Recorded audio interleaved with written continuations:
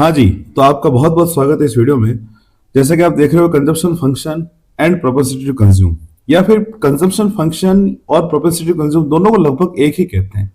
अब ये ऐसा कॉन्सेप्ट है जो आपको आना चाहिए ही, क्योंकि अगर आपको इसके बारे में पता है तो आप इससे रिलेटेड जो बेसिक टर्म ये बनता है एडी का, और आगे किस प्रकार से हम इकोनॉमी इक्विलिब्रियम को समझ सकते हैं, उन सब के लिए बेसिक ये काम करता है। बहुत सारे क्वेश्चन एग्जाम में पूछे जाते हैं इससे रिलेटेड। किन्स का साइकोलॉजिकल लॉ क्या है, किन्स का कंजप्शन फंक्शन से रिलेटेड लॉ क्या है, कंजप्शन फंक्शन क्या है, इसका एल्जेब्रिक फॉर्म क्या है। तो डिफरेंट टाइप के क्वेश्चन से बनते हैं और इसके न्यूमेरिकल भी बहुत ज्यादा बनते हैं। तो आज हम इसके बारे में डिटेल में समझेंगे कंजप्शन फंक्शन है क्या, और प्रोपेंसिटी टू कंज्यूम क्या है, उसके कितने पार्ट में इसको क्लासिफाई कर रखा है, और एग्जाम में हमें किस प्रकार से रिप्रेजेंट करना है ताकि किसी प्रकार से कोई मिस्टेक जो है वो हमसे नहीं हो। ठीक है, तो जैसा कि आप देख रहे हो सामने कंजप्शन फंक्शन, ये क्या है, हमें पता है सबको कि हर पर्सन अपनी जो भी इनकम होगी उसका कुछ न कुछ पार्ट गुड्स और सर्विस पर खर्च करता ही है। चाहे इनकम कितनी भी बढ़ जाए, आप भी सोचो, क्या कोई भी पर्सन जिसकी इनकम बड़ी हो वो पूरी पूरी सेव कर लेगा? क्या नहीं करेगा, वो कुछ ना कुछ खर्च जरूर करता है। और अलग अलग इनकम लेवल पर अलग अलग कंजप्शन लेवल होते हैं, यही यहां पर कंजप्शन फंक्शन को बताता है। तो जनरली हम यहां पर देख सकते हैं कि अब कंजप्शन फंक्शन है क्या। सिंपली फंक्शन क्या होता है, किसी भी दो वेरिएबल के बीच में रिलेशनशिप को बताता है। फंक्शन क्या बताता है, किसी भी दो वेरिएबल के बीच में रिलेशनशिप को बताता है। अब जैसा कि आप देख रहे हो यहां पर कंजप्शन फंक्शन, तो यहां पर भी दो वेरिएबल है, और वो दो वेरिएबल कौन कौन से हैं? Consumption and income. क्यों? क्योंकि हमेशा हम जो भी उपभोग करते हैं, जो भी कंज्यूम करते हैं, वो हमारी इनकम पर डिटरमाइन होता है, इनकम से डिसाइड होता है। और पूरी इकोनॉमी में भी यही हाल है। जितने भी हाउस होल्ड्स हैं, जितने भी परिवार हैं, वो सभी जो खर्च करेंगे वो उनकी इनकम पर डिपेंड करेगा। यानी इकोनॉमी में जो टोटल एक्सपेंडिचर है कंजप्शन का, वो इनकम पर डिपेंड करता है। अब आप खुद ले लीजिए, आपके घर में फ्रिज बाय करना तो इनकम पर डिपेंड करेगा। नया मकान बनाना है, नई टीवी लानी है, एलईडी टीवी लानी है, इनोवेशन करने हैं घर में, थोड़ा नयापन लाना है घर में, नया फर्नीचर खरीदना है, नया मोबाइल लाना है, ये सब ऐसे तो होगा नहीं। किस पर डिपेंड करेगा? इनकम पर डिपेंड करेगा। ठीक है, तो आप देख सकते हैं यहां पर consumption function C is a function of Y। क्या लिखते हैं हम यहां पर इसको? C is the function of Y। मतलब यहां पर Y जो है वो इंडिपेंडेंट वेरिएबल है और C डिपेंडेंट वेरिएबल। मतलब इकोनॉमी में जो भी कंजप्शन होगा वो इनकम पर डिटरमाइन करेगा।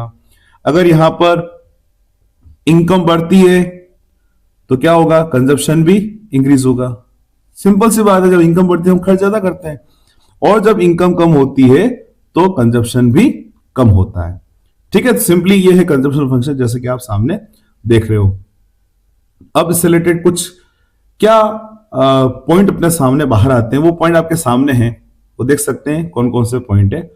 First, shows how much household plan to consume. अभी बताया मैंने आपको, और हाँ, इससे रिलेटेड दो वीडियो पहले भी बन चुके हैं, उसमें अपने समझा था कि एक्स आंटे और एक्स पोस्ट वेरिएबल क्या है। हम यहां पर अभी भी ये कर ले रहे हैं एक्स आंटे वेरिएबल, मतलब कितना प्लान किया जा रहा है। हमने एडी के बारे में पढ़ा है, एग्रीगेट सप्लाई के बारे में पढ़ा है। अभी तक उनको नहीं देखा हम वीडियो को आपने, तो मैं उन वीडियो का लिंक इस वीडियो के डिस्क्रिप्शन में मेंशन कर रहा हूं। आप उन पर जाकर उन वीडियो को जरूर देखें, ताकि इसके जो बेसिक हैं, और मैंने आपको पहले बताया ये यूनिट है पूरे 12 नंबर की, कितने 12 मार्क्स की, और एग्जाम में आपको 12 मार्क्स पूरे कंप्लीट करने, ध्यान रखिएगा गलती ना हो जाए। तो कुल मिला के कितना प्लान कर रहे हैं वो बताता है। फिर indicates consumption level at different income. अब जैसे कि आप इसमें देख रहे हो, अलग अलग इनकम लेवल है, अलग अलग कंजप्शन लेवल है, और जनरली यही होता है इकोनॉमी में भी। हालांकि इनकम जब जीरो होगी तो कंजप्शन का अमाउंट भी होगा, वो क्यों होगा अभी हम समझेंगे। तो अलग अलग इनकम लेवल पर अलग अलग कंजप्शन लेवल हमें देखने को मिलेगा। इसको ही हम यहां पर कंजप्शन फंक्शन कहते हैं। ठीक है, फिर दूसरा, नेक्स्ट आगे बढ़े तो दो अपन देख चुके हैं, फर्स्ट सेकंड क्या बताता है, और ये साइकोलॉजिकल कॉन्सेप्ट है।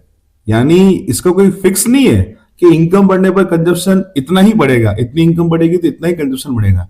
ये एक साइकोलॉजी पर डिपेंड करता है किन्स ने इसको साइकोलॉजिकल लॉ ऑफ कंजप्शन भी कहा है। तो जनरली किससे प्रभावित होगा, किससे इन्फ्लुएंस होगा कंजप्शन?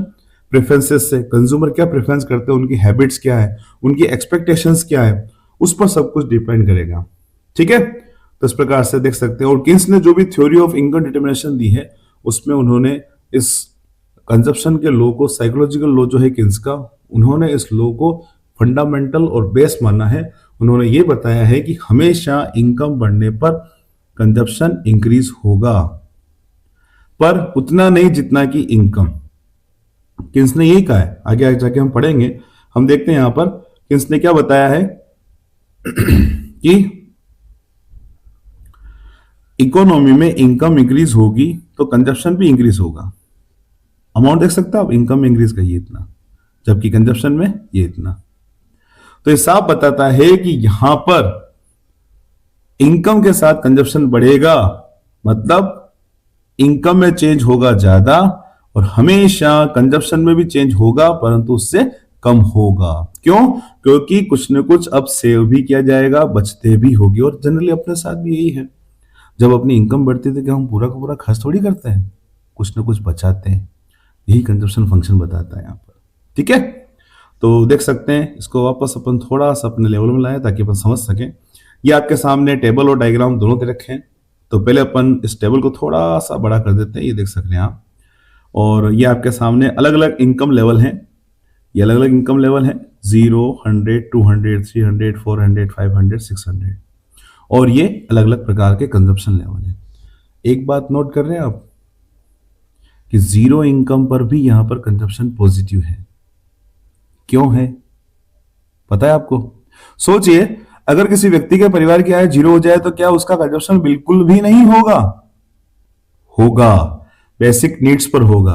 रोटी कपड़ा मकान जो अपनी बेसिक नीड्स उस पर तो होगा ना। तो यहां पर भी वही है, अगर इकोनॉमी में इनकम बिल्कुल भी 0 हो जाए तो कंजप्शन कुछ न कुछ तो होगा। यही अमाउंट कहलाता है ऑटोनॉमस कंजप्शन, जिसको हम जनरली सी बार से डिनोट करते हैं। आपने बहुत सी बुक में देखा होगा। तो सी बार ये यही है, ध्यान रखिएगा। क्या ये ऑटोनॉमस कंजप्शन? जब इकोनॉमी में इनकम 0 हो जाए तो उस लेवल में जितना भी कंजप्शन होगा वो ऑटोनॉमस कंजप्शन कहलाएगा। तो व्हाट इज ऑटोनॉमस कंजप्शन? ध्यान रखिएगा, एमसीक्यूज में पूछा सकता है, कंफ्यूज बिल्कुल नहीं होना है। अब देख रहे हैं ये इनकम और ये कंजप्शन, अलग अलग इनकम लेवल पर अलग अलग कंजप्शन लेवल आप देख रहे हो। अब बात ये आती, इसको पूरे को हम कंजप्शन फंक्शन कहेंगे। ध्यान दीजिएगा, क्या पूरा कंजप्शन फंक्शन। यहां पर इनकम में चेंज होने के कारण कंजप्शन में चेंज हमें देखने को मिल रहा है। पर एक बात आपने नोटिस की, जैसे मैंने बताया था कि इनकम में जितना चेंज होगा कंजप्शन बढ़ेगा, पर उतना नहीं जितना कि इनकम। ये देख रहे हैं, ये इनकम में चेंज हो रहा है, कंजप्शन में चेंज हो रहा है। देख सकते हैं, इनकम चेंज हो रही है 100 के बराबर, कंजप्शन चेंज हो रहा है 80, 100, 80, सब में 100 का चेंज आ रहा है यहां पर, और यहां पर 80 का चेंज आ रहा है। मतलब इनकम में चेंज है more than to change in consumption. Consumption से चेंज आता है यहां पर इनकम में। इनकम में चेंज हो रहा है 100 का, इनकम में चेंज कितना हो रहा है यहां पर? 100 का 1000 हो रहा है 100, और कंजप्शन चेंज कितना हो रहा है? सिर्फ 80 का। ठीक है, तो इस प्रकार से आपके सामने ये पूरी टेबल है। अब हम इसके कर्व को समझेंगे कि कंजप्शन कर्व होता कैसा है। जैसा कि आपके सामने कंजप्शन कर्व, ये है बिल्कुल इनकम कर्व, और इसको अपन एग्रीगेट सप्लाई कर्व भी बोलते हैं। y is equal to S कैसे होता है वो कल अपन ने देखा था। कल मतलब लास्ट वीडियो में समझा था कि y is equal to S क्यों होता है। अगर आप नहीं समझाए तो डिटेल में आप उस वीडियो पर जा सकते हैं।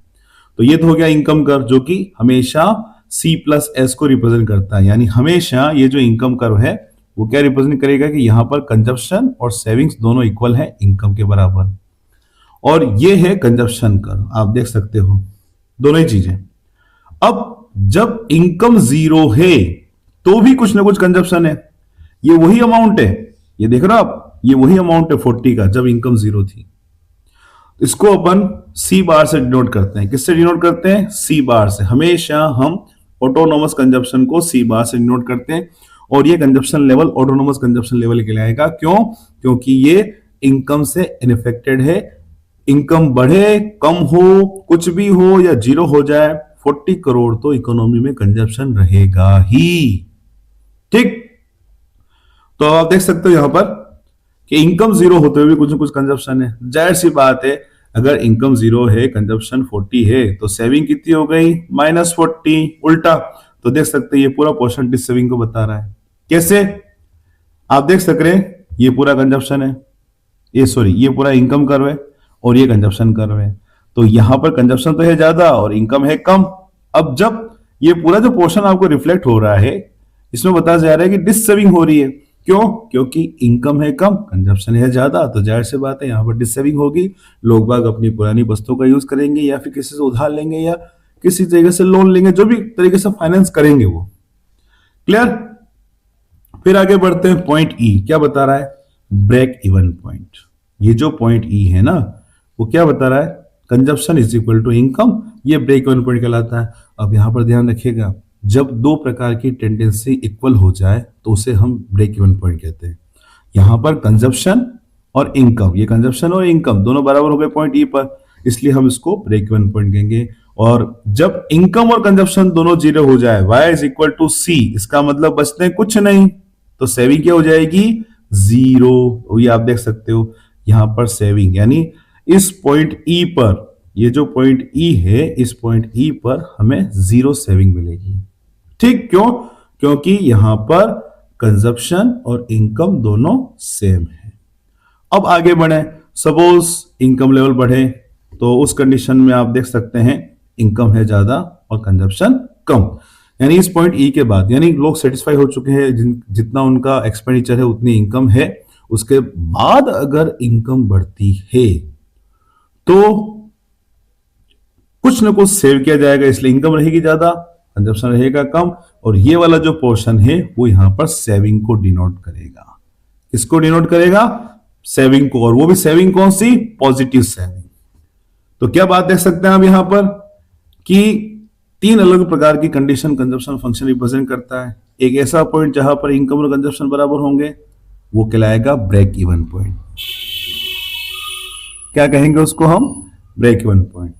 और इससे पहले, इस पॉइंट से पहले डिस सेविंग होगी। क्यों? क्योंकि यहां पर इनकम कम है कंजप्शन से और यहां पर इनकम ज्यादा है कंजप्शन से, इसलिए यहां पर सेविंग हो जाएगी पॉजिटिव और यहां पर सेविंग रहेगी नेगेटिव।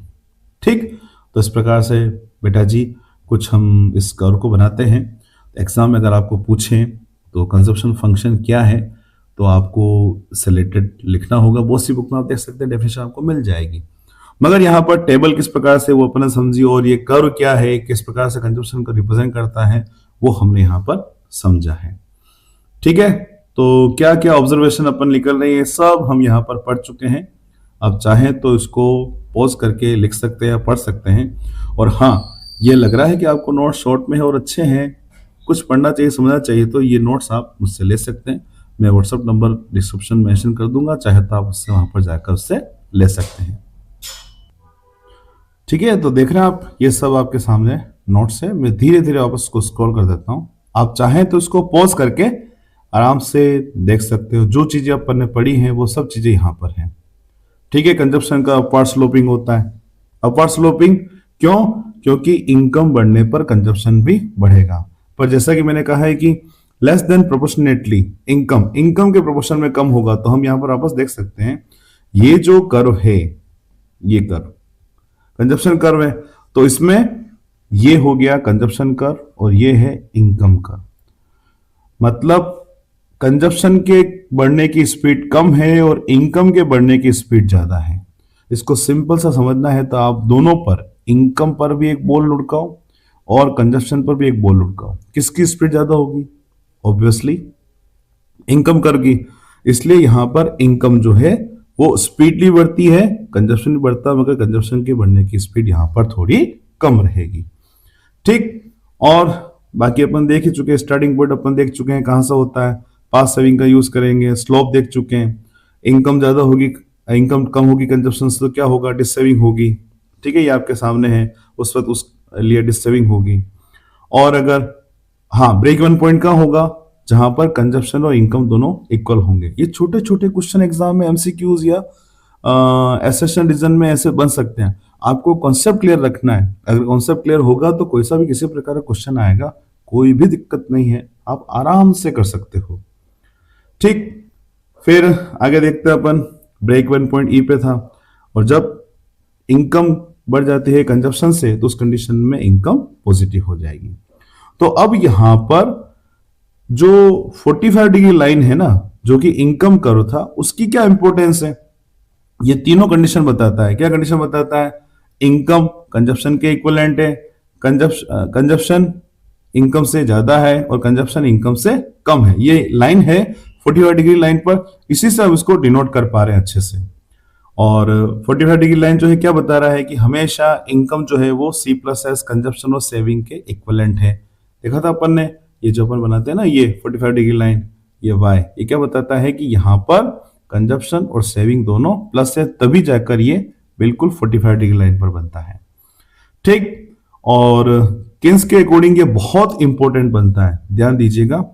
यहां पर किन्स एनालिसिस में यही सब कुछ बेसिक के रूप में बनता है कि हमेशा इनकम लाइन तो बिल्कुल 45 डिग्री लाइन पर जाएगी, और कंजप्शन का जो होगा उसका स्पीड इसके बराबर नहीं होती हमेशा। और यही किन्स ने बताया है। आप देख सकते हो किन्स ने कुछ बातों के बारे में यहाँ पर डिनोट किया है। वो बातें क्या है वो हम यहाँ पर देखेंगे थोड़ा सा, कि consumption increases as income increases, ये अपन देख चुके हैं। इनकम बढ़ेगी तो कंजप्शन भी बढ़ेगा। फिर income increases more than consumption, ये किन्स के अकॉर्डिंग ध्यान रखना, किन्स का साइकोलॉजिकल लॉ यही है। क्या कहता है वो? कि इनकम बढ़ने पर कंजप्शन तो बढ़ेगा, पर जितना चेंज इनकम में आएगा उतना चेंज कंजप्शन में नहीं आएगा। हमेशा कंजप्शन बढ़ेगा मगर प्रोपोर्शनेटली इनकम से थोड़ा कम बढ़ेगा। ठीक है, तो लास्ट टॉपिक आज का अपन देखते हैं, वीडियो ज्यादा बड़ा नहीं हो जाए। फिर आगे आने वाले वीडियो में हम प्रोपेंसिटी के बारे में समझेंगे, इसके न्यूमेरिकल्स के बारे में देखेंगे कैसे इसको फाइंड कर सकते हैं। तो अभी इस वीडियो को हम यही रोकेंगे। उससे पहले ये जो लास्ट टॉपिक, इसको अपन देख लेते हैं कि कंजप्शन और कंजप्शन फंक्शन के बीच में डिफरेंस क्या है। तो इसके लिए हमें वापस उसी टेबल पे जाना होगा जिस टेबल में कंजप्शन फंक्शन है। ये टेबल आपके सामने सिंपल सा है। अगर मैं कहूं कि इनकम जब 100 है तो उस कंडीशन में कंजप्शन 120 है, तो इसको अपन कंजप्शन कहेंगे। जब इनकम 600 कोई बताए उस पर कंजप्शन लेवल 520 है, तो ये कंजप्शन है, ये कंजप्शन है, ये कंजप्शन है। मतलब पर्टिकुलर किसी इनकम लेवल पर कंजप्शन लेवल क्या है वो कंजप्शन कहलाएगा। पर जब हम अलग अलग इनकम लेवल पर उससे कॉरस्पॉन्डिंग अलग अलग कंजप्शन लेवल एक साथ अगर रिप्रेजेंट करें एक ही शेड्यूल में, वो कहलाएगा कंजप्शन फंक्शन। ठीक है, तो सिंपल सी बात है, ये पूरा कंजप्शन फंक्शन है, जबकि ये कंजप्शन है, ये कंजप्शन है। ठीक, आई होप आपको इसमें पूरा समझ में आया होगा। हम थोड़ा सा ऊपर की तरफ बढ़े, मतलब जहां से अपन ने चैप्टर स्टार्ट किया था वहां से इसको थोड़ा सा लेते हैं। ये देख सकते हैं ताकि आपको पता चले अभी तक हमने क्या क्या पढ़ा इस चैप्टर में। हमने एक्स एंटे एक्स पोस्ट पढ़ा था, सेविंग इन्वेस्टमेंट, एग्रीगेट डिमांड क्या है, इसके कंपोनेंट कौन कौन से हैं। ठीक है, और इस कंपोनेंट को डिटेल में भी समझा था। 4 सेक्टर इकोनॉमी में जनरली 4 सेक्टर होते हैं, जबकि हम 2 सेक्टर मॉडल को ले रहे थे। तो एडी क्या होगी, क्या रिलेशनशिप होता है इनकम और एडी में, और हम एडी कर्व कैसे बनाते हैं ये भी हमने समझा था डिटेल में। फिर आगे जाके हमने एग्रीगेट सप्लाई के बारे में पढ़ा था कि एग्रीगेट सप्लाई क्या है, इसके कंपोनेंट कौन कौन से होते हैं, इसका फॉर्मूला कौन सा होता है, और इसके जो टेबल है टेबल के थ्रू या डायग्राम क्या रिप्रेजेंट करता है, वो सब कुछ हमने लास्ट के 2 वीडियो में देखा था। और आज हमने कंजप्शन फंक्शन के बारे में समझा है। प्रोपेंसिटी के बारे में हम नेक्स्ट वीडियो में समझेंगे।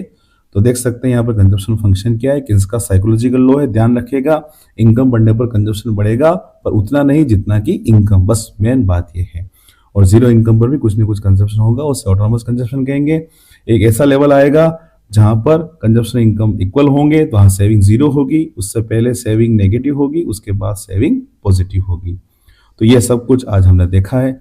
आई होप आपको इस वीडियो में आज जो टॉपिक कवर किए अपन वो समझ में आए होंगे। इससे रिलेटेड आपको कुछ भी कमेंट माइंड में आता है, आपको क्या चाहिए, क्या बेटरमेंट हो सकता है, क्या चीज़ आपको अच्छी लगी नहीं लगी, कौन से टॉपिक पर आपको वीडियो चाहिए, कंप्लीट आप अपने व्यू जो हैं वो कमेंट बॉक्स में कर सकते हैं। अगर मेहनत वाकई में लगी है कि मेहनत हुई है तो आप वीडियो को लाइक जरूर करें, अपने फ्रेंड सर्कल में भी इसको ज़्यादा शेयर करें ताकि आपके दोस्तों को भी इसका फायदा हो सके। मिलते हैं अगले वीडियो में। जय श्री कृष्ण।